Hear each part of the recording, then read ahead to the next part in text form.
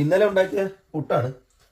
3 കുറ്റി പുട്ട് അധികം വന്ന്. ഇപ്പോൾ വൈഫ് അതെടുത്ത് കളയാൻ പോയതാണ്. അപ്പോൾ നമ്മൾ സാധാരണ വീട്ടിൽ ചെയ്യുന്ന പരിപാടി എന്ന് പറഞ്ഞാൽ പുട്ടുകുറ്റിയിൽ വീണ്ടും ഇട്ട് ഒന്ന് ആവി കയറ്റി ഒന്നുകൂടെ ഉപയോഗിക്കും.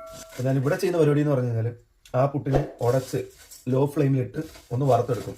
അപ്പോൾ പുട്ട് നല്ലോണം വറുത്ത് കഴിഞ്ഞാൽ ഞാനിപ്പോൾ ഇതുപോലത്തെ ഒരു അരിപ്പ എടുത്തേക്കുന്നത്. നമ്മുടെ വേറെ അരിപ്പില്ലാത്തതുകൊണ്ട് ആ അരിപ്പയിലോട്ടിട്ട് ഒന്ന് ഇടഞ്ഞെടുക്കും. അപ്പോൾ ചെറിയ തരികളായിട്ടുള്ളതിനെ വീഴുകയും ചെയ്യും. വലിയ ബോൾസ് പോലുള്ളത് മേളിൽ എക്സസൈസ് നിൽക്കും.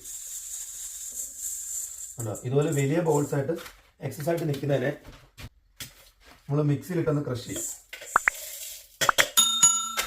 മിക്സിയുടെ ജാറിലിട്ടൊന്ന് ക്രഷ് ചെയ്യും.